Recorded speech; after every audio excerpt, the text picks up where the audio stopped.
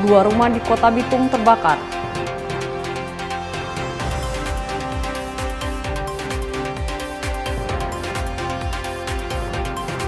Sebelas tahanan Polres Kolaka Utara kabur.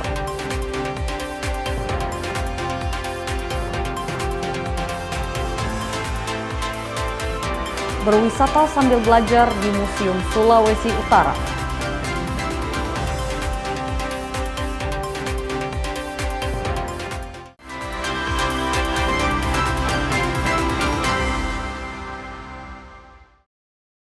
Selamat pagi saudara, kita berjumpa kembali dalam program Kompas Pagi. Selain 3 sorotan tadi, Anda juga bisa menikmati beragam informasi menarik lainnya yang dihimpun tim redaksi Kompas TV. Bersama saya Dirsya Suarez, inilah Kompas Pagi selengkapnya. Hanya di Kompas TV, independen, terpercaya.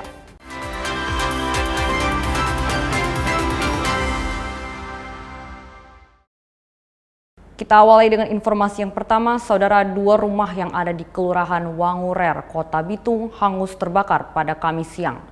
Penyebab kebakaran hingga saat ini belum diketahui, namun dugaan sementara kebakaran terjadi akibat hubungan arus pendek atau korsleting. Peristiwa kebakaran terjadi di Kelurahan Wangurer Utara, Kota Bitung pada Kamis siang. Belum diketahui asal mula api. Rumah yang terbuat dari bahan mudah terbakar serta angin kencang menyebabkan api begitu cepat membesar dan menjalar. 2 unit pemadam kebakaran Pemkot Bitung yang diturunkan ke lokasi tak bisa berbuat banyak. Jadi terjadi barusan itu kira-kira jadi menghampiri jam 11 ya, kejadian tadi siang tadi ini. Ada kendaraan pemadam kebakaran itu ada 2 yang diturunkan. Nah, ini bersama-sama juga ada kegiatan bersama dengan perhubungan juga, ada juga Satpol juga dan kelurahan juga. Jadi bersama-sama kita kolaborasi untuk pemadaman ini. Sekarang tinggal pendinginan. Jadi sekitar 2 atau 3 nggak salah ini. Memang di sini tempatnya ini kan ada triplex juga, jadi makanya mudah dia untuk terbakar. Triplex ini dia mudah terbakar. Terus ada warung juga yang jual gas juga, makanya dia cepat dia menyulut api ini. Tidak ada korban jiwa dalam peristiwa ini, namun kerugian material diperkirakan mencapai ratusan juta rupiah. Jimmy Dapar, Kompas TV Bitung, Sulawesi Utara. Saudara, gegara kesal dilarang parkir liar, 3 pria nekat mencuri di sebuah toko bangunan di Kota Makassar, Sulawesi Selatan. Dalam aksinya, pelaku mencuri 8 pipa tembaga yang membuat pemilik toko mengalami kerugian senilai 11 juta rupiah. Inilah rekaman kamera pengawas atau CCTV saat pelaku beraksi di toko bangunan Jalan Veteran Selatan, Kecamatan Mamajang, Makassar, bulan Juni 2026. Tim Opsnal Polsek Mamajang yang melakukan penyelidikan berhasil mengidentifikasi para pelaku lewat rekaman CCTV. Penangkapan berawal dari dibekuknya pelaku inisial SU di sekitar Jalan Faisal, Makassar, kemudian dikembangkan hingga menangkap 2 pelaku lainnya. Dari penyelidikan, pelaku nekat mencuri lantaran kesal ditegur pemilik toko yang melarang menjadi tukang parkir liar di depan toko. Besi tembaga kemudian dijual para pelaku dan hasilnya digunakan untuk memenuhi kebutuhan sehari-hari. TKP-nya ada di Jalan Veteran Selatan, toko bangunan. Jadi yang diambil, yang kita amankan sementara 3 pelaku dengan total kerugian 11 juta, yaitu 8 buah pipa tembaga. Itu kronologisnya seperti bagaimana? Ya, kronologisnya motifnya adalah dia nggak terima saat parkir di depan tokonya, jadi dia merupakan motif balas dendam. Jadi dia kembali ke toko dengan mengambil barang-barang di toko bangunan tersebut. Atas perbuatannya, pelaku disangkakan pasal 477 KUHP tentang pencurian dengan pemberatan dengan ancaman hukuman penjara. Arif Tirtana, Kompas TV, Makassar. Saudara, tim Buser 77 Satuan Reserse Kriminal Polresta Kendari menangkap 2 orang anak yang berhadapan dengan hukum dan berstatus pelajar lantaran diduga terlibat dalam aksi pencurian dengan kekerasan atau begal jalanan. Aksi mereka terekam kamera pengawas milik warga saat membegal korbannya di tengah jalan pada Juni 2026 lalu. Inilah rekaman CCTV milik warga memperlihatkan 2 anak pemotor memepet kendaraan korban di tengah jalan, kemudian menodongkan senjata tajam jenis badik sebelum merampas tas milik korban yang berisi uang tunai. Dari rekaman kamera pemantau, petugas kepolisian melakukan penyelidikan dan akhirnya menangkap 2 orang pelaku yang ternyata masih remaja dan berstatus pelajar di salah satu SMA di kota Kendari. Kasat Reskrim Polresta Kendari, Kompol Weliwanto Malau mengatakan, modus operandi kedua pelaku terlebih dahulu mengincar pengendara yang membawa tas, kemudian memepet korban dan mengancam dengan senjata tajam. Para pelaku anak diketahui melancarkan aksinya setelah pulang sekolah. Dari hasil penyelidikan awal, AY diduga menjadi otak pembegalan dan telah beraksi di 6 tempat kejadian perkara atau TKP di wilayah kota Kendari. Dari tangan kedua pelaku, petugas menyita barang bukti berupa 1 tas lempang warna abu-abu hitam, serta uang tunai sebesar Rp900.000 milik korban. Jadi mereka ini kejadiannya pada tanggal 28 Juni, itu siang hari. Baru pulang dari Raha, dari kapal dijemput oleh sepupunya, yang dimana dia sudah diikutin dan dipepet di tengah jalan. Tengah jalan kami melakukan identifikasi, kami penyelidikan, kami dapatilah 2 tersangka ini yang dimana perannya berbeda-beda. 1 tersangka yang berhasil diamankan inisial AY, kedua inisial ME, yang dimana masih di bawah umur keduanya ini. Si AY itu di pelajar SMK 5, kemudian si ME pelajar di SMA 3. Dan 2 lagi masih dalam pencarian oleh TBRC Buser 77. Saat ini, penyidik masih melakukan pengembangan guna mengungkap keterlibatan pelaku lain serta menelusuri kemungkinan adanya korban tambahan. Silvian Sakia, Kompas TV, Kendari, Sulawesi Tenggara. Saudara, setelah melakukan penyelidikan selama kurang lebih 6 bulan, Direktorat Reserse Tindak Pidana Perempuan dan Anak dan Pemberantasan Perdagangan Orang Polda Sulawesi Utara akhirnya menetapkan oknum dosen Unima inisial DM sebagai tersangka dalam kasus dugaan kasus pelecehan seksual terhadap mahasiswi almarhumah Evia Mangolo. Direktorat Reserse PPA dan PPO Polda Sulawesi Utara akhirnya meningkatkan status perkara dugaan tindak pidana kekerasan seksual terhadap mahasiswi Unima yang ditemukan meninggal di kamar kos di Kota Tomohon pada 30 Desember 2025 yang lalu. Direktur Reserse PPA dan PPO Polda Sulut Kombes Pol Noni Sengkei bilang, pihaknya telah meningkatkan status perkara ke tahap penyidikan melalui surat perintah penyidikan tertanggal 5 Februari 2026. Selama penyelidikan, penyidik telah memeriksa sejumlah saksi termasuk orang tua korban. Penyidik juga telah mengantongi hasil uji laboratorium forensik terhadap ponsel korban serta hasil visum luar dari pihak rumah sakit dan hasil otopsi.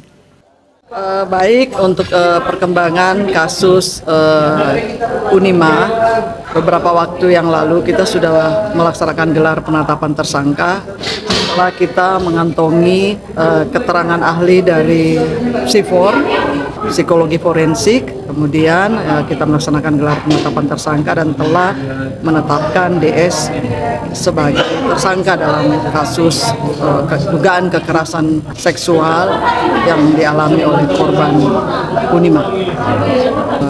Ya, seperti yang kita sudah tahu bahwa DS itu adalah dosen dari Unima. Tapi belum ditahan Bu dengan alasan? Tidak dilakukan penahanan karena yang bersangkutan kemarin itu sudah dalam kondisi sakit, membutuhkan perawatan, ada melaksanakan operasi. Kita sudah bawa juga periksa di Rumah Sakit Bayangkara dan sudah ada surat keterangan. Nanti setelah itu baru kita pikirkan lagi. Meski telah ditetapkan sebagai tersangka, oknum dosen Unima belum ditahan penyidik dengan alasan sakit. Tersangka dijerat dengan undang-undang tentang tindak pidana kekerasan seksual dengan ancaman hukuman seumur hidup dan denda 5 miliar rupiah. Jimmy Dapar, Kompas TV, Manado, Sulawesi Utara.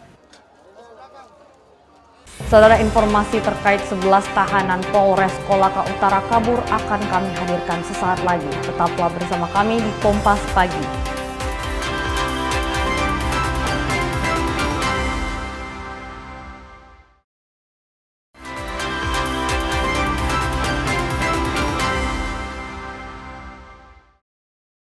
Terima kasih Anda masih bersama kami di Kompas Pagi. Saudara, 11 orang tahanan di Polres Kolaka Utara melarikan diri dengan menggergaji pengaman ventilasi. Saat ini polisi sedang melakukan pengejaran dan 2 tahanan berhasil diamankan. Beginilah detik-detik saat salah satu tahanan yang melarikan diri berhasil diamankan di wilayah pegunungan Desa Simbula, Kabupaten Kolaka Utara. Tak berselang beberapa jam kemudian, polisi kembali mengamankan 1 tersangka di wilayah Kecamatan Rantai Angin. Total masih ada 9 tahanan yang masih dilakukan pengejaran oleh petugas Polres Kolaka Utara. Kapolres Kolaka Utara AKBP Ritman Todoan Agung Gulto menyebut 11 tahanan itu melarikan diri dengan menggergaji besi pengaman ventilasi sel tahanan. Polisi saat ini telah melakukan pemeriksaan ketat di batas-batas wilayah Kolaka Utara. Jadi tahanan berhasil melarikan diri itu dari ventilasi jemuran dan terjadi di pukul 3.30 pada saat sholat subuh. Jadi hingga saat ini masih kita melakukan pencarian, tapi posisi sudah terkepung dan para tersangka masih berada di Kolaka Utara. Kapolres berharap kepada warga jika mendapati para tahanan yang wajahnya telah disebar di sosial media untuk segera menghubungi call center 110. Silvian Sakia, Kompas TV, Kolaka Utara, Sulawesi Tenggara. Saudara, setelah melakukan pencarian selama 7 hari terhadap 1 korban longsor di lokasi tambang emas, Basarnas Manado akhirnya resmi menghentikan operasi SAR di lokasi Peti, Bolingongot, Desa Mopait, Kabupaten Bolang, Mongondo. Operasi SAR pencarian hari ke-7 terhadap korban petambang yang tertimbun longsor di Desa Mopait, Kecamatan Lolayan, Kabupaten Bolang, Mongondo, Sulawesi Utara resmi ditutup pada Kamis 2 Juli 2026. Hingga penutupan operasi pencarian, 1 dari 2 petambang yang tertimbun longsor hingga kini belum ditemukan. Saat ini memasuki pencarian hari ke-7, korban kedua atas nama Rivaldo Kando belum juga ditemukan. Tim SAR gabungan bersama keluarga korban telah berupaya melakukan pencarian sampai hari ini, baik pencarian secara manual maupun menggunakan alat dari pihak tambang atau perusahaan tambang, BDL, dan dibantu juga dari tim K9 Polda Sulut, tapi sampai saat ini masih belum membuahkan hasil. Operasi pencarian ditutup sesuai prosedur dan telah melalui evaluasi bersama. Pemantauan akan terus dilakukan. Apabila terdapat informasi ataupun tanda-tanda keberadaan korban, operasi SAR akan segera dibuka kembali. Jimmy Dapar, Kompas TV, Bolang, Mongondo, Sulawesi Utara. Saudara, Menko Pangan sebut stok dan harga pupuk dan gabah petani aman. Tetaplah bersama kami.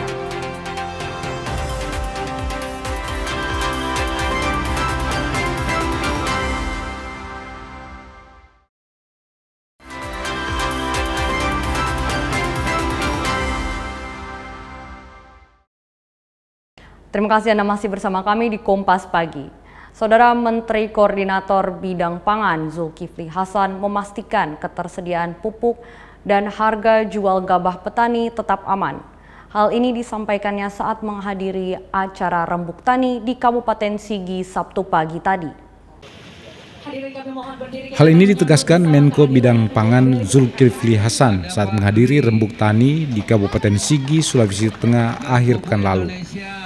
Menurutnya, keberhasilan menjaga stok pupuk dan stabilitas harga gabah tak lepas dari peran pemerintah daerah yang terus bersinergi dengan pemerintah pusat dalam mendukung sektor pertanian. Menko Pangan juga meminta kepada Pupuk Indonesia agar memastikan stok pupuk selalu tersedia sebelum musim tanam mulai, sehingga petani tidak mengalami kesulitan mendapatkan pupuk. Ketemu dengan para petani kita, ya. Atas perintah Bapak Presiden untuk memastikan pemerintah daerah, gubernur, bupati, ya, kerjasamanya bagus sekali. Pak Gubernur terima kasih, Pak Bupati terima kasih, dan dukungan DPR, ada Pak Sudi di sini, dan tentu Pupuk Indonesia yang di bawah kepemimpinan Pak Dwi dan Pak Rahmat ini luar biasa, bisa menurunkan harga pupuk, diskon 20%. Bisa bangun pabrik baru, dan sekarang pupuk harus ada sebelum musim tanam. Alhamdulillah tadi saudara kita sudah pastikan pupuk ada sebelum tanam. Ya, jumlahnya cukup dan harganya dapat diskon 20%. Saudara tadi dengar sendiri, lihat sendiri, bukan kata Pak Dwi, bukan kata Bupati, bukan kata saya, bukan kata Gubernur, tapi itu ada petani yang bisa saudara-saudara tanya dan dengar langsung. Jadi pupuk aman dan lancar di tengah situasi perang di mana-mana, ya. Negara lain kurang pupuk, Australia dan lain kurang pupuk. Kita pupuknya alhamdulillah lebih dari cukup. Selain itu ditegaskan harga pembelian gabah petani tidak boleh berada di bawah Rp6.500 per kilogram. Kebijakan ini diharapkan mampu menjaga kesejahteraan petani sekaligus memberikan kepastian harga saat masa panen. Disampaikannya hasil panen petani pada tahun ini mengalami peningkatan dibandingkan tahun sebelumnya. Kondisi tersebut menjadi salah satu indikator membaiknya sektor pertanian nasional dan diharapkan mampu meningkatkan kesejahteraan petani di berbagai daerah. Rolis Muklis, Kompas TV Sigi, Sulawesi Tengah. Tepuk tangan sekali lagi Bapak Ibu. Saudara Kepala Kejaksaan Tinggi Sulawesi Utara, Jacob Hendrik Patipelohi melaksanakan kunjungan kerja ke Kabupaten Kepulauan Talaut. Kunjungan tersebut dilakukan sebagai bagian dari upaya memperkuat pelaksanaan tugas kejaksaan sekaligus memastikan kehadiran negara melalui pelayanan hukum dan pengabdian kepada masyarakat di wilayah perbatasan. Tiba di Kabupaten Kepulauan Talaut, Kajati Sulut beserta rombongan disambut oleh unsur Forum Koordinasi Pimpinan Daerah Kabupaten Kepulauan Talaut. Rangkaian kunjungan kerjanya, Kajati mengunjungi Kejari Talaut. Kunjungan ini bertujuan memastikan seluruh jajaran Kejaksaan Negeri Kepulauan Talaut menjalankan tugas secara profesional, berintegritas, dan memberikan pelayanan hukum yang optimal kepada masyarakat. Dalam kunjungan selama 3 hari, Kejati Sulut melakukan berbagai kegiatan, yakni pembagian sembako, penanaman dan panen padi, serta penandatanganan MOU bersama Pemkab Talaut. Terkait MOU, Jacob Henry Patipelohi bilang semua produk hukum dan peraturan dibuat oleh pemerintah nantinya harus berdampak terhadap kemajuan dan kemakmuran masyarakat, khususnya masyarakat yang ada di Kabupaten Kepulauan Talaut. Kerjasama ini salah satunya adalah memberikan penawaran bantuan untuk bagaimana orang bilang memitigasi risiko-risiko itu. Karena sudah banyak kemudian yang maksudnya baik tapi berdampaknya pada pidana. Nah, ruang lingkupnya sendiri daripada kerjasama itu kan kita bisa memberikan bantuan hukum. Ya kan ada pertimbangan hukum yang dikatakan tadi. Pertimbangan hukum itu ada legal opinion, ada legal assistance. Ya, yang terjadi yang bisa kita berikan dari bidang perdata kepada beliau-beliau. Ya. Nah, bantuan hukum itu salah satunya adalah bagaimana kita memperkuat. Melalui kunjungan ini, Kejaksaan Tinggi Sulawesi Utara menunjukkan komitmennya untuk memastikan hukum tetap ditegakkan, pelayanan publik terus ditingkatkan, dan masyarakat di wilayah perbatasan merasakan kehadiran negara secara utuh. Tim Liputan, Kompas TV Talaut, Sulawesi Utara. Saudara, Dies Natalis IAKN Manado ke-19 tahun digelar dengan meriah melalui berbagai kegiatan seperti fun walk hingga pemeriksaan kesehatan. Tak hanya sekedar perayaan, kegiatan ini sekaligus menjadi wadah bagi keluarga besar warga kampus mengimplementasikan nilai Asta Protas yang digaungkan oleh Kementerian Agama. Momentum perayaan Dies Natalis ke-19 IAKN Manado pada Jumat pagi diawali dengan fun walk. Diikuti oleh ratusan peserta dari ruang terbuka non hijau Kota Manado menuju ke Manado Bay Megamas. Acara dilanjutkan dengan senam Sumba, panggung hiburan, serta pemeriksaan kesehatan gratis bagi peserta dan masyarakat umum. Melalui kegiatan ini, IAKN berupaya mendorong terciptanya kebersamaan dan semangat kekeluargaan, serta mewujudkan program prioritas Kementerian Agama Republik Indonesia yaitu Asca Protas, dengan menekankan penerapan nilai-nilai ekoteologi. Juga mengusung program prioritas Kementerian Agama, Asca Protas, yaitu semua peserta diwajibkan untuk membawa tumbler ya, untuk namanya. Jadi meminimalisir penggunaan plastik, ini juga mendukung salah satu program prioritas Kementerian Agama yaitu Eco-Health. Kami yang terutama yaitu kebersamaan kekeluargaan di Yayasan Nado semakin erat. Perayaan Disnatalis tersebut juga disambut antusias oleh para mahasiswa dan mahasiswi yang ikut terlibat. Kegiatan ini penting dilaksanakan guna membangun rasa kebersamaan serta dapat berdampak bagi masyarakat luas.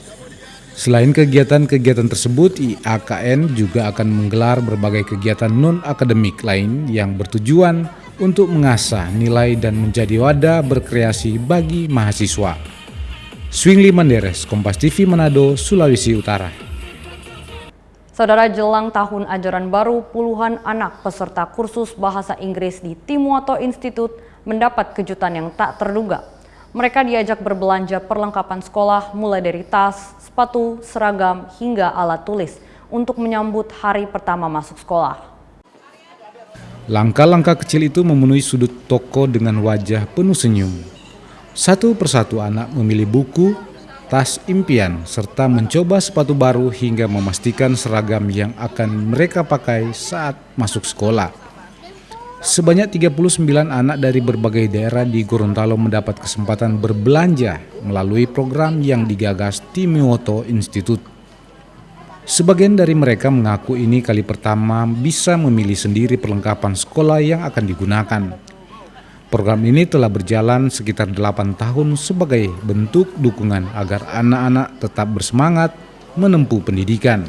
Kami dari Timoto Institute bekerja sama juga dengan Hari Mimin Homestay. Jadi agenda kami hari ini ke sini dengan anak-anak kursus bahasa Inggris di belanja kebutuhan sekolah sama kebutuhan sekolahnya itu buku, pulpen, sepatu dan seragam sekolah. Kayak ini berjumlah sekitar 39 orang. Ada yang dari Biluhu, ada yang dari Timoto, juga ada yang dari wilayah yang lain juga. Kami ini mensupport 39 siswa ini memang yang sudah dari TK. Ada yang TK ke SD, ada yang SD ke SMP, dan ada yang sudah SMA. Sebagian bantuan ini berasal dari wisatawan asing yang ikut tergugah berbagi untuk pendidikan anak sekolah di Gorontalo. Lebih dari sekedar tas dan sepatu baru, hari itu mereka membawa pulang semangat baru untuk menyambut tahun ajaran yang akan dimulai. Fikar Buntuan, Kompas TV, Gorontalo. Saudara, usai jeda kami akan kembali dengan informasi melestarikan batik Faliri khas Kabupaten Sigi. Tetaplah bersama kami di Kompas Pagi.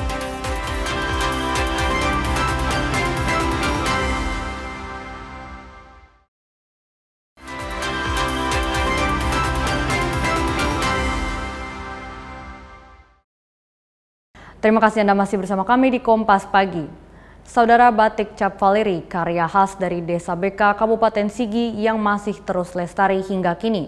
Demi menjaga kualitas dan keasliannya, pebatik mulai beralih menggunakan bahan pewarna alami langsung dari hutan desa. Anda penasaran? Simak liputan selengkapnya.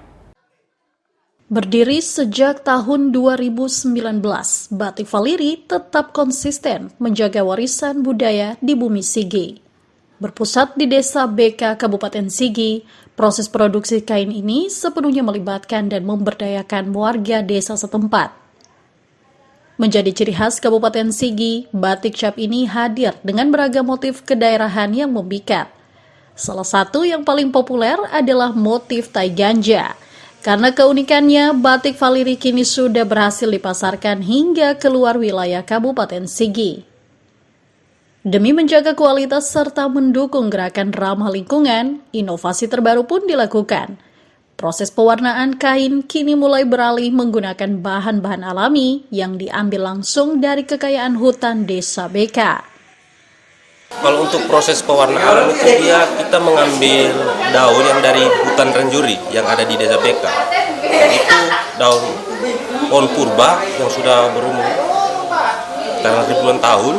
Terus daunnya itu daun yang sudah kering. Dalam proses pembuatannya itu dia sampai 7 kali pencelupan agar menciptakan warna yang lebih kentara seperti itu. Agar generasi penerus tidak lupa akan budayanya, keterampilan membatik ini juga diajarkan kepada warga sekitar sekaligus para wisatawan. Kini, batik Valiri telah menjadi sumber ekonomi utama bagi warga. Selembar kain batik cantik ini dibanderol mulai dari Rp200.000 hingga Rp500.000, tergantung kualitas bahan dan kerumitan motifnya. Aldrim Talara, Kompas TV, Sigi, Sulawesi Tengah. Saudara, di tengah terbatasnya ruang bermain alami di era modern, berpetualang di alam terbuka kini menjadi pilihan berharga bagi tumbuh kembang anak dengan memanfaatkan keasrian hutan di Desa Beka. Komunitas Ideket Jil menghadirkan ruang belajar alami yang seru sekaligus mempererat hubungan keluarga.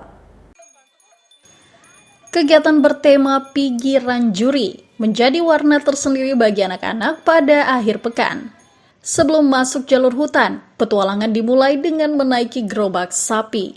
Inilah transportasi tradisional yang masih lestari di Kabupaten Sigi. Setelah berkendara beberapa menit, rombongan kecil ini tiba di Jalan Setapak. Langkah-langkah kecil mereka langsung disambut jajian alam yang masih hangat dan asri. Rasa penasaran pun diobati lewat jalur trekking hutan yang sudah disiapkan oleh panitia. Tak hanya berjalan di tengah hutan, anak-anak ini diajak berkumpul untuk mendengarkan dongeng tentang sapi, si satwa penarik gerobak yang mereka naiki.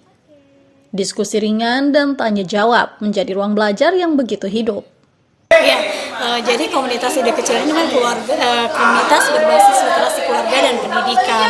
Jadi ide ini sebenarnya adalah program berkelanjutan. Jadi sebelumnya sudah ada program Pigi, jadi ada Pigi Soraja, Pigi Porame. Nah ini kali ini adalah Pigi Ranjuri. Kenapa kami memilih di Ranjuri? Karena di Ranjuri ini masih ada hutan yang dekat dari Kota Palu. Bagaimana kami mau mengenalkan anak-anak tentang literasi dini, tentang lingkungan, menjaga lingkungan. Mereka punya pengalaman langsung berkenalan dengan hutan, gitu. Bagaimana mereka berkenalan dengan alam, dan salah satu caranya adalah dengan metode menyenangkan. Itulah kenapa kami selalu menyisipkan literasi baca juga. Jadi berdasarkan buku dan pengalamannya itu ya pergi ke Ranjuri ini. Keseruan tidak berhenti di situ.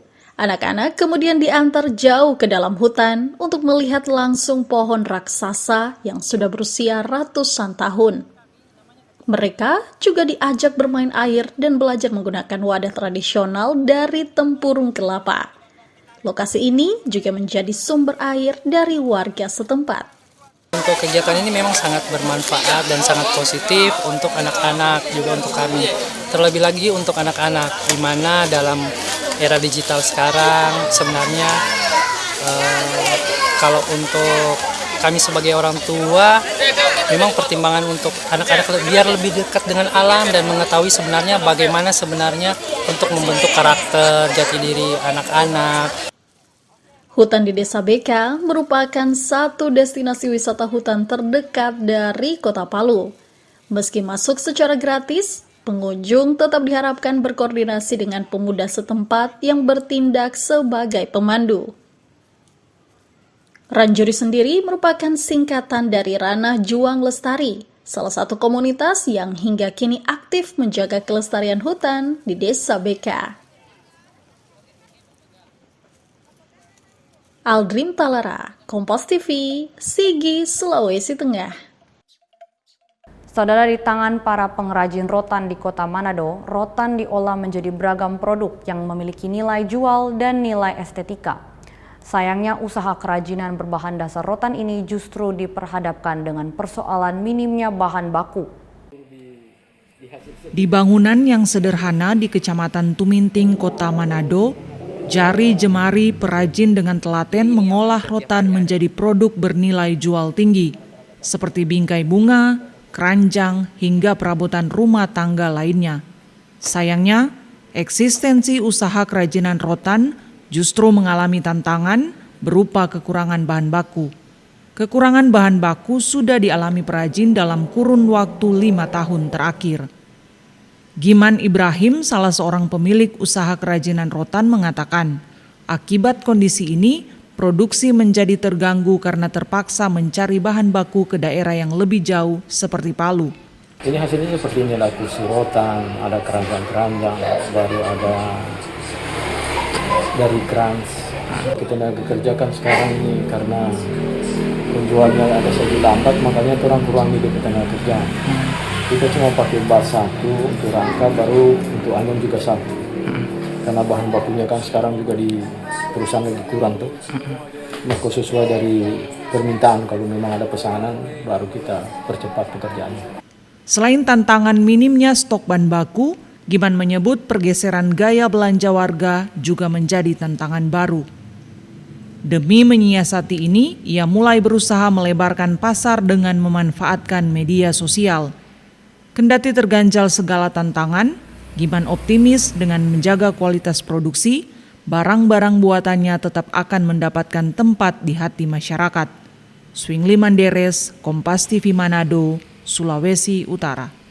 Saudara, berbagai kegiatan dilakukan warga untuk melewati libur akhir pekan. Salah satunya mengunjungi Museum Sulawesi Utara. Di tempat ini sejumlah warga mengaku berwisata sambil belajar sejarah. Banyak warga memanfaatkan waktu libur akhir pekan bersama keluarga dengan mengunjungi berbagai objek-objek wisata seperti wisata pantai, alam, hingga taman bermain anak. Sejumlah warga di Kota Manado memilih berkunjung ke Museum Provinsi Sulawesi Utara. Sejak diresmikan, Museum Sulawesi Utara banyak dikunjungi warga. Pengunjung mengaku mengunjungi museum bisa mendapat banyak manfaat sambil berwisata. Di museum ini, para pengunjung bisa melihat langsung bagaimana sejarah berdirinya Sulawesi Utara, serta bisa mempelajari agama, budaya, serta barang-barang bersejarah lainnya. Kebetulan ini kan pas sudah mau masuk sekolah hari Senin, jadi sekalian ini kita belajar, berwisata sambil belajar istilahnya.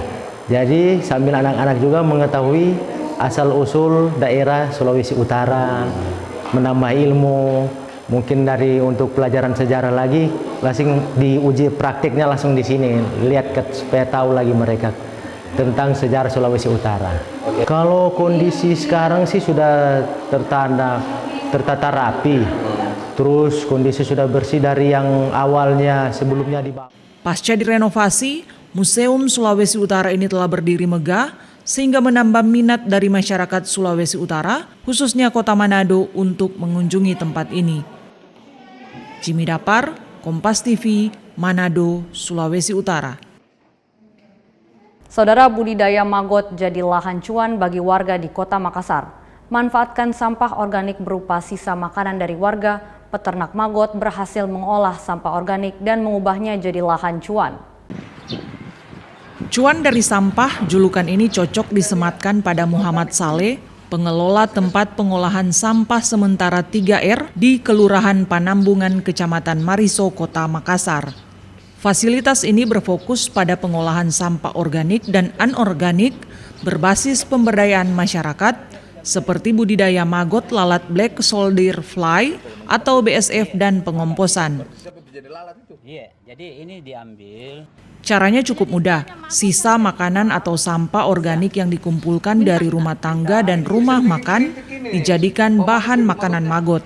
Tak perlu teknik khusus, sampah organik bisa langsung diberikan ke maggot. Hasilnya, sampah ini langsung jadi santapan para maggot. Dalam hitungan jam, puluhan kilo sampah organik ludes dimakan maggot. Sampah yang biasanya jadi penyebab bau dan penyakit, kini lenyap tak tersisa. Ya, kita selalu melakukan edukasi kepada masyarakat melalui RT RW yang ada di Kecamatan Mariso dan melalui Pak Lurah dan Ibu Lurah selalu turun ke lapangan mengedukasi masyarakat agar sampah organiknya itu dibuang ke TPS 3R sebab itu bermanfaat buat sampah organik yang akan diolah menjadi pupuk. Ya, sudah ada upaya, ada sebagian masyarakat. Ada sebagian masyarakat yang sudah diedukasi agar melalui RT RW mengedukasi kepada warganya agar mengelola sampah dari rumah, dia pisahkan sampahnya, sampah organik, anorganik dan sampah residu. Berkat kandungan proteinnya yang kaya, maggot banyak digunakan untuk pakan ikan, unggas, hingga hewan peliharaan dan bahkan dapat membantu menyembuhkan berbagai penyakit pada ayam. Kalau maggot itu siklusnya itu, umurnya itu maggot ya sekitar 49 hari. 49 hari. Kalau untuk maggotnya itu sendiri, kami jual ke ya yang bernilai ekonomi, kami jual kepada peternak. Khusus untuk kasgot, yaitu limbahnya, yaitu kami bikin pupuk. Kami bikin pupuk dan itu kami jual juga ke petani atau apa namanya, apalagi sekarang ini marak dengan urban farming, itu ada banyak yang membeli dari situ. Jadi nilai ekonomi lah. Iya. 10.000 ekor maggot bisa memakan 1 kilogram sampah organik. Dengan pengolahan ini, Saleh berhasil mengubah ratusan kilo sampah organik menjadi bahan makanan untuk maggot setiap harinya. Maggot hasil budidayanya dijual dengan harga Rp15.000 hingga Rp20.000 per kilogram. Maggot adalah larva dari lalat black soldier fly yang banyak dibudidayakan sebagai pengurai limbah organik dan pakan ternak bernutrisi tinggi. Sedangkan hasil penjualan maggot menjadi berkah bagi pekerja di TPS 3R, upaya pengelolaan sampah organik jadi fokus pemerintah Kota Makassar. Nila Rustam, Kompas TV Makassar, Sulawesi Selatan.